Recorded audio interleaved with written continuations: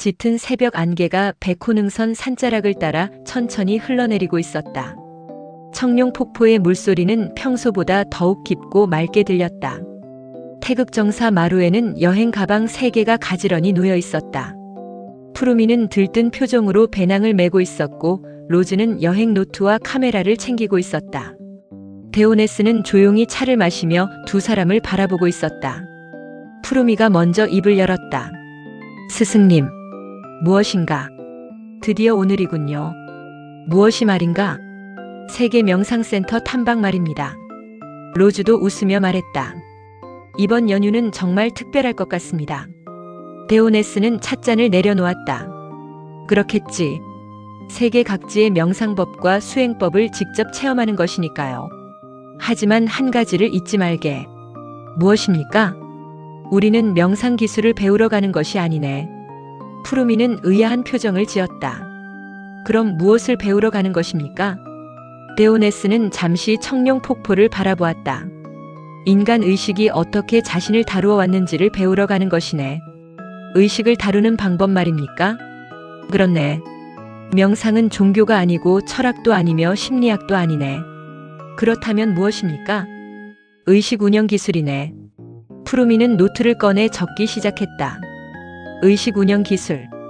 불교는 관찰을 통해 의식을 다루고, 네. 요가는 에너지 흐름을 통해 의식을 다루며, 네. 수피즘은 사랑을 통해 의식을 다루고, 네. 기독교 신비주의는 기도를 통해 의식을 다루며, 네. 도가는 자연과의 합의를 통해 의식을 다룬다네. 로즈가 물었다. 결국 모두 같은 곳을 향하는 것입니까? 데오네스는 미소를 지었다. 산은 하나인데 오르는 길이 다른 셈이지. 그 산의 정상은 무엇입니까? 셀프. 푸르미가 눈을 크게 떴다. 융이 말한 셀프 말입니까? 그렇네. 불교에서는 불성이라 부르고, 네. 도가에서는 도라 부르며, 네. 힌두교에서는 아트만이라 부르고, 네. 카발라에서는 케테르라 부르지. 로즈는 고개를 끄덕였다. 이름은 다르지만 같은 방향이라는 말씀이군요. 그렇네. 데오네스는 여행 지도를 펼쳤다. 그 지도에는 세계 여러 지역의 명상센터들이 표시되어 있었다. 푸르미가 놀라며 말했다. 정말 많군요. 그렇지. 인도 리시케시. 요가의 본산이지. 티베트. 마음의 구조를 탐구한 곳. 일본 교토. 선의 미학을 볼 수 있는 곳. 미국 세도나. 뉴에이지 운동의 중심지. 그리스 아토스 산. 동방정교회의 신비주의 전통. 이스라엘. 카발라 연구의 중심. 푸르미는 감탄했다. 마치 인류 의식의 박물관 같습니다. 좋은 표현이군. 데오네스는 손가락으로 지도를 가볍게 두드렸다. 그러나 우리는 장소를 보러 가는 것이 아니네. 그럼 무엇을 봅니까? 그 장소가 탄생한 이유를 보게 될 것이네. 이유 말입니까? 인간은 왜 명상을 시작했을까? 푸르미는 잠시 생각했다. 괴로움 때문 아닐까요? 정답에 가깝네. 괴로움 때문에요. 인간은 늘 고통 속에서 살았네. 네. 죽음이 있었고, 네. 상실이 있었고, 네. 불안이 있었으며, 네. 미래에 대한 두려움이 있었네. 네. 명상은 그 모든 문제를 해결하기 위해 만들어진 것이 아닐까? 데오네스는 고개를 저었다. 아니네. 그럼요? 명상은 문제를 없애기 위해 만들어진 것이 아니네. 그렇다면 문제에 휘둘리지 않기 위해 만들어진 것이네. 푸르미는 잠시 말을 잃었다. 데오네스가 다시 말했다. 대부분 사람들은 세상을 바꾸려 하지. 그렇습니다. 그러나 수행자들은 먼저 자신을 바꾸려 하네. 네. 세상을 바꾸는 것은 어렵지만, 네. 자신을 관찰하는 것은 지금 이 순간 시작할 수 있기 때문이지. 로즈가 조용히 물었다. 스승님, 무엇인가? 이번 여행에서 가장 중요한 목표는 무엇입니까? 데오네스는 잠시 눈을 감았다. 그리고 천천히 말했다. 명상센터를 탐방하는 것이 목표가 아니네. 그럼요? 자신의 마음을 탐방하는 것이 목표라네. 순간 세 사람 사이에 고요가 흘렀다.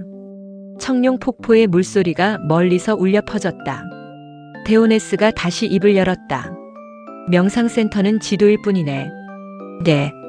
그러나 진짜 목적지는 언제나 자기 자신이지. 푸르미는 노트를 덮었다. 로즈는 카메라를 가방에 넣었다. 그때 푸르미가 조심스럽게 물었다. 스승님, 무엇인가? 세계 명상센터를 모두 탐방하면 깨달음을 얻을 수 있습니까? 데오네스는 잠시 생각하더니 말했다. 그럴 수도 있고 아닐 수도 있네. 왜 그렇습니까? 전 세계 식당을 다 다녀도 배고픈 사람은 여전히 존재하니까. 로즈가 웃음을 터뜨렸다. 푸르미도 따라 웃었다. 그럼 명상센터는 식당입니까? 아니네. 그럼요? 메뉴판에 가깝지. 메뉴판이요? 메뉴판을 100번 읽어도 배는 부르지 않네. 아, 중요한 것은 음식을 먹는 것이지. 수행이군요. 그렇네. 잠시 후 로즈가 물었다. 스승님, 무엇인가? 명상센터마다 자기들이 최고라고 주장하면 어떻게 해야 합니까? 데오네스는 차분하게 답했다. 그때는 미소를 지으면 되네. 왜요? 에베레스트 산 정상은 하나인데 등산로끼리 싸우고 있는 셈이니까. 세 사람은 한참 웃었다. 그러나 데오네스의 눈빛은 여전히 깊고 고요했다. 푸르마. 네. 명상센터를 평가하려 하지 말게. 네. 그곳에서 사람들의 갈증을 보게. 갈증 말입니까? 그렇네. 모든 수행 전통은 결국 인간이 왜 괴로운가를 연구한 결과물이네. 그렇군요. 그러니 센터보다 사람을 보게. 사람을요? 그 사람들의 눈빛과 삶의 태도를 보게. 왜입니까? 나무는 열매로 알 수 있고 수행은 삶으로 알 수 있으니까. 푸르미는 조용히 고개를 끄덕였다. 세 사람은 천천히 태극정사를 내려와 백호능선 산자락 길을 따라 걸어가기 시작했다. 동쪽 하늘에서는 아침 해가 떠오르고 있었다. 그들의 세계 명상센터 탐방은 이제 막 시작되고 있었다.